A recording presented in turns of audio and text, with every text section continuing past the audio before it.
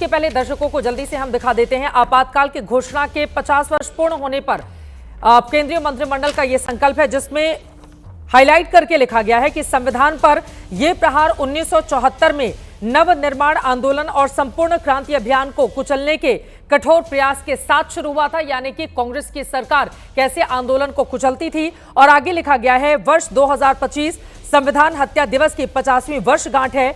यह भारतीय इतिहास का एक अविस्मरणीय अध्याय था। आपातकाल में संविधान को कुचलने का प्रयास किया गया, भारत की लोकतांत्रिक भावना पर हमला किया गया और संघवाद को नष्ट किया गया, मौलिक अधिकार, मानवीय स्वतंत्रता, गरिमा को भी खत्म किया गया है। ये तमाम बातें लिखी गई हैं। लेकिन सिद्धार्थ यादव जी, आपसे शुरुआत करते हुए, कांग्रेस पार्टी का यह कहना है कि कांग्रेस की संविधान बचाओ यात्रा से डर गई है बीजेपी और दूसरे मुद्दे से ध्यान भटकाने के लिए अब इसका जिक्र किया जा रहा है, क्योंकि आपातकाल तो देश की जनता कब का भुला चुकी है। सिद्धार्थ यादव जी। देखिए चित्रा जी, मुझे लगता है कि कांग्रेस पार्टी की बौखलाहट है अगर वो ये कहे कि देश की जनता आपातकाल को भुला चुकी है और इसलिए उसकी चर्चा नहीं होनी चाहिए। आपातकाल जैसा एक समय जिसने देश के संविधान को ही नहीं, इस देश की मूल आत्मा को, हमारी लोकतंत्र की नींव को हिला दिया हो, उसको किसी देश को कभी नहीं भुलाना चाहिए।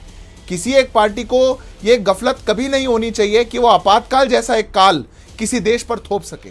पर जो तानाशाही मानसिकता की पार्टियां हों या तानाशाही मानसिकता के नेता हों, जो आपातकाल जैसी एक लोकतंत्र की हत्या की घटना वो देश में कर सकें, वो तो चाहेंगे ही कि देश की जनता लोकतंत्र के इतने बड़े प्रहार को भूल जाए। आज 50 वर्ष पूरे हुए।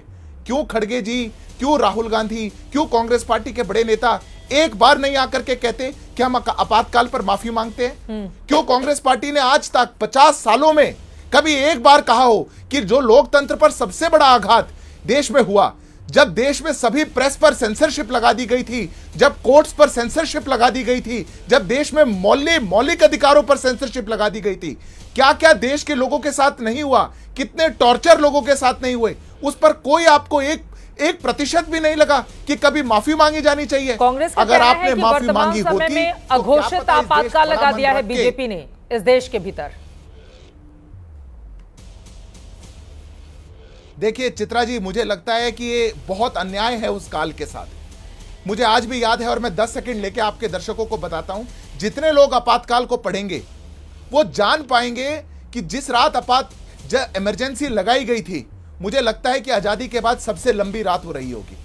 2 साल के बाद ये देश जाग पाया था। रातों रात लोगों को उठा करके जेल में डाल दिया गया था। जब जेल के अंदर लोग मर रहे थे तो देश की 9 हाईकोर्ट्स ने आकर के कहा था कि अगर डिटेंशन में किसी की मौत होती है तो सरकार जिम्मेदार होगी।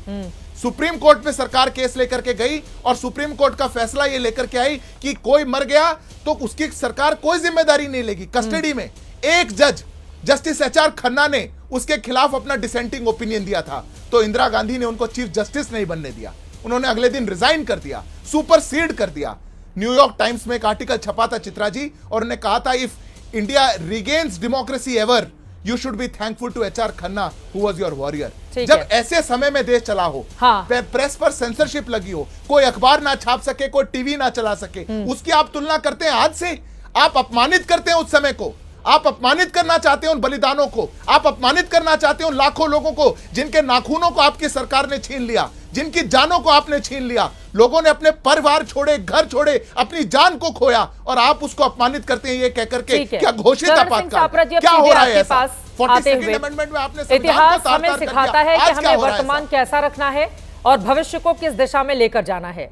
अगर भारतीय जनता पार्टी 21 महीने के उस आपातकाल का जिक्र करती है तो यकीनन वो काला अध्याय है। और आज जब संविधान बचाने के मुद्दे पर आप भारतीय जनता पार्टी को घेरते हैं तो वो इस मुद्दे को लेकर आती है और बताती है कि देश में 1 लाख से ज्यादा लोगों को कैसे कुछ ही वक्त में गिरफ्तार कर लिया गया था। तो इसको लेकर इतनी आपत्ति क्यों? और अमित शाह जी बोल रहे हैं, बहुत सारे लोग कांग्रेस पार्टी पर निशाना साधते हुए आज संविधान की दुहाई देते हैं। क्या आपातकाल के लिए उस वक्त संसद बुलाई गई थी, उसकी विशेष सत्र? दुहाई देने वाले लोग उसी पार्टी से आते हैं जो लोकतंत्र के रक्षक की बजाय भक्षक बन गए थे। सापरा साहब। देखिए चित्रा जी, आप संजीदगी से सोचिए कि भारतीय जनता पार्टी को संविधान हत्या दिवस, ये संविधान हत्या दिवस, ये जो टैगलाइन दी है, ये मनाने की क्यों जरूरत पड़ी है? क्योंकि पिछले 2-3 वर्षों से जिस तरह से कांग्रेस पार्टी ने और आदरणीय राहुल गांधी जी ने संविधान का मुद्दा उठाया है, और हर जिले के अंदर संविधान बचाओ अभियान चल रहा है। भारतीय जनता पार्टी के जिले जिले के नेताओं को यह उत्तर देना पड़ रहा है, स्पष्टीकरण देना पड़ रहा है कि संविधान क्यों तार तार हो रहा है। ये संविधान बचाओ ये इनके गले की हड्डी बन चुका है, इसलिए इन्होंने ये दिन चुना है। और ये कौन लोग बात कर रहे हैं संविधान बचाने की? ये वही लोग हैं जिन्होंने तो संविधान की हत्या पहले दिन करी थी। संविधान के निर्माता जो हैं डॉक्टर बाबा साहब अंबेडकर, उनके पुतले रामलीला मैदान में इन्होंने जलाए, संविधान की कापियां इन्होंने जलाई, इन्होंने पंडित जवाहरलाल नेहरू, सरदार पटेल, महात्मा गांधी की तस्वीरें रामलीला मैदान में जलाई। ये बाबा साहब अंबेडकर और संविधान का विरोध पुरजोर करते रहे हैं और 52 वर्ष तक तो ये अपने आरएसएस के हेडक्वार्टर पर तिरंगा भी नहीं इन्होंने लहराया। और 2024 के चुनाव में इन्हीं के नेताओं ने तो नारा दिया था कि 400 पार होंगे तो हम संविधान बदल देंगे। तो कहां पर आकर के खड़े हो गए? 240 पर आके खड़े हो गए। ये जो संविधान हत्या दिवस ये मना रहे ना, दरअसल आज इनके पास वर्तमान में बोलने के लिए कुछ नहीं है। ये इनका राजनीतिक जुमला है, ये इनका दोगलापन है और ये इनका एक पाखंड है।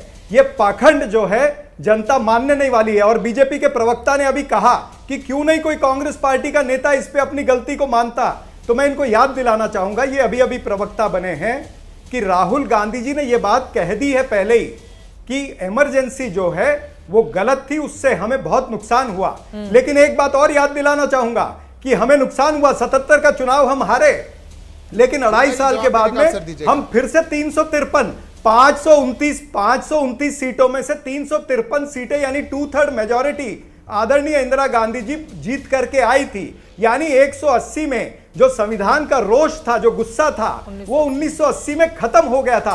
भारतीय जनता पार्टी एक मरे हुए मुद्दे पर नाचना चाहती है, मरे हुए मुद्दे पर नाचना चाहती है। सिद्धार्थ यादव जी, भारतीय जनता पार्टी वो आरोप लगा रहे हैं। हाँ। मैं तो चित्रा जी कह रहा हूं, ये जो पुराने प्रवक्ता हैं, मैं आग्रह करता हूं इनको, राहुल जी के जो नेता इनको पसंद हो अपनी पार्टी के, एक बयान तो दिखाइए। ये कौन सा घमंड और गुरूर है कि राहुल जी ने कह दिया कि हमको इमरजेंसी का बड़ा नुकसान हुआ। अरे आप हारे और आपको नुकसान हुआ, उसका देश क्या करेगा? आपने संविधान तार तार कर दिया और अपने नुकसान की चिंता कर रहे हैं और टीवी पे बैठ करके उल्टा गिना रहे हैं कि एक चुनाव हारे थे, उसके बाद तो हम बहुत जीत करके आए। मैं आपके बीच में नहीं बोला था, चरण सिंह साबरा साहब आपके बीच में नहीं बोला था, सुनने की हिम्मत रखिए। मैं आपको करेक्ट में नहीं बोला था। आप लोग माफी मांगेंगे, पहले मेरी बात सुन लो। राहुल गांधी जी ने क्या कहा? राहुल गांधी जी ने कहा कि इमरजेंसी गलत थी। हाँ, अपनी बारी में दर्शकों के लिए अन्याय मत करिए। हाँ, अपनी बारी में। ठीक है, जल्दी से आप लोग बात खत्म कीजिए, बाकी लोग भी इंतजार में हैं। प्लीज जल्दी जल्दी अपनी बात खत्म करिए। सुन लीजिए कि राहुल गांधी ने कहा था मैं बस अपनी बात पूरी कर रहा हूं। मैं सुनिए, अरे मान्यवर सुनिए, बौखलाइए मत। आपसे आग्रह था कि आप आए, आपकी पार्टी आए, जिन लोगों ने संविधान को तार-तार किया, लोगों को प्रताड़ित किया, 2-2 साल जेलों में अंदर रखा, आप उनसे माफी मांगते। आप दुख जता रहे हैं, वो किसके लिए जता रहे हैं नहीं फर्क पड़ता। आप हारे, आपने दुख जताया, आप रखिए अपना दुख अपने पास। 2 साल आपने लोगों को जेल में रखा, बंद रखा, लोगों को आपने उनके परिवारों से दूर रखा, आपने टॉर्चर करके रखा, उसके लिए माफी नहीं मांगेंगे। और आज से तुलना करते हैं, मैं तो उदाहरण देता हूं, किशोर कुमार के गाने को AIR पे आपने बैन कर दिया क्योंकि वो यूथ कांग्रेस के प्रोग्राम में नहीं गए थे।